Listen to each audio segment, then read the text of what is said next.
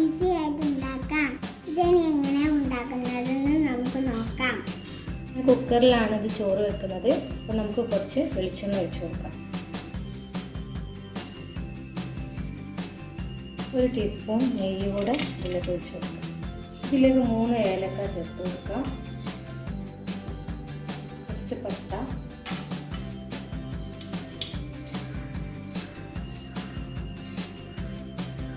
കുറച്ച് പൂവ്. ഇനി നമ്മളിതിലേക്ക് ചേർത്ത് കൊടുക്കുന്നത് 1 സവാളയാണ്, ചെറുതായിട്ട് അരിഞ്ഞതാണ്. ഇനി ഇതൊന്ന് നന്നായിട്ട് ഇളക്കി കൊടുക്കും. 1 കപ്പ് അരിക്ക് 1.5 കപ്പ് വെള്ളമാണ് ഇതിലേക്ക് ചേർത്ത് കൊടുക്കുന്നത്.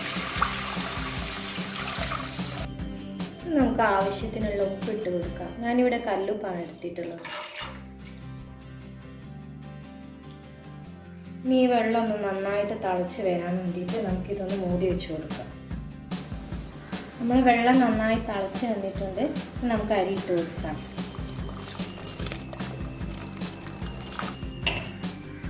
നമ്മളിതിലേക്ക് അരി ഇട്ട് കൊടുത്തിട്ടുണ്ട്.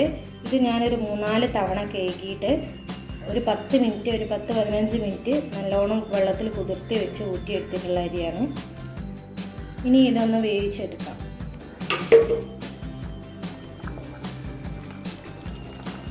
ഇനി ഇതിലേക്ക് 1 ടീസ്പൂൺ ലെമൺ ജ്യൂസ് കൂടെ ആഡ് ചെയ്ത് കൊടുക്കാം. എന്നിട്ട് നമുക്ക് ഇതൊന്ന് ഇളക്കി കൊടുക്കാം. ഇനി മൂടി വെച്ചിട്ട് ഒരു വിസിലടിച്ചിട്ട് ഓഫ് ചെയ്യാം. ഒരു വിസിൽ വന്നിട്ടുണ്ട്. ഇനി നമുക്ക് ഫ്ലെയിം ഓഫ് ചെയ്യാം. ഇനി നമുക്ക് ഫ്രൈഡ് റൈസിലേക്കുള്ള ചിക്കൻ ഒന്ന് മാഗ്നേറ്റ് ചെയ്തെടുക്കാം. 1/4 ടീസ്പൂൺ കുരുമുളക് പൊടി, 1 ടീസ്പൂൺ സോയാ സോസ്, ആവശ്യത്തിന് ഉപ്പ്. ഇനി ഇതൊന്ന് നമുക്ക് നന്നായിട്ട് മിക്സ് ചെയ്തെടുക്കാം. ഇനി ഇതൊന്ന് നമുക്ക് ഫ്രൈ ചെയ്തെടുക്കാം. പാനിലേക്ക് നമ്മൾ കുറച്ച് ഓയിൽ ഒഴിച്ച് കൊടുത്തിട്ടുണ്ട്. ഇനി വേറൊരു പാനിലേക്ക് നമുക്ക് കുറച്ച് ഓയിൽ ഒഴിച്ച് കൊടുക്കാം. 1 ടീസ്പൂൺ സോയാ സോസ് ഒഴിച്ച് കൊടുക്കാം. ഇനി ഇതിലേക്ക് ചേർത്ത് കൊടുക്കുന്നത് ഒരു 3 ക്യാരറ്റും അതേപോലെ ഒരു 3-4 ബീൻസുമാണ്.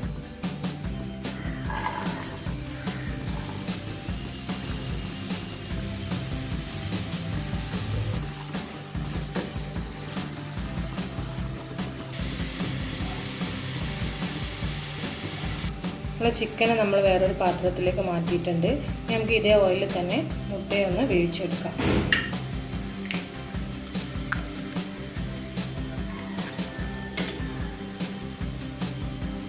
ഇനി ഇതിലേക്ക് കുറച്ച് കുരുമുളക് പൊടി,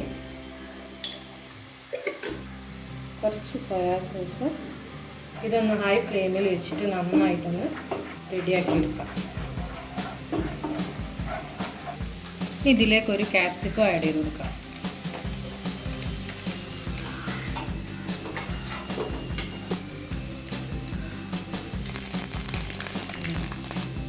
ഇതിലേക്ക് ആവശ്യത്തിനുള്ള ഉപ്പ് ആഡ് ചെയ്ത് കൊടുക്കാം.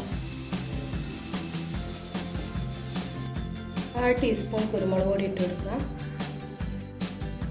ഇനി നമ്മൾ നേരത്തെ ഫ്രൈ ചെയ്ത് വെച്ച ചിക്കൻ ഇതിലേക്ക് ഇട്ട് കൊടുക്കാം.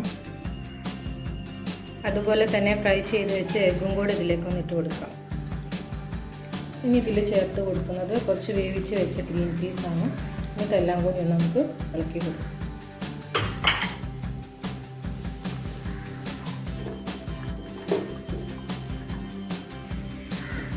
നമ്മുടെ റൈസ് ഇവിടെ പെർഫെക്റ്റ് ആയിട്ട് കിട്ടിയിട്ടുണ്ട്. കട്ടയൊന്നും പിടിക്കാതെ നല്ല പെർഫെക്റ്റ് ആയിട്ട് കിട്ടിയിട്ടുണ്ട്. നമ്മളെ വെജിറ്റബിൾസ് ഒക്കെ ഇവിടെ കുക്കായിട്ട് വന്നിട്ടുണ്ട്. ഇനി നമുക്ക് നമ്മളെ റൈസ് ഇതിലേക്ക് ഇട്ട് കൊടുക്കാം.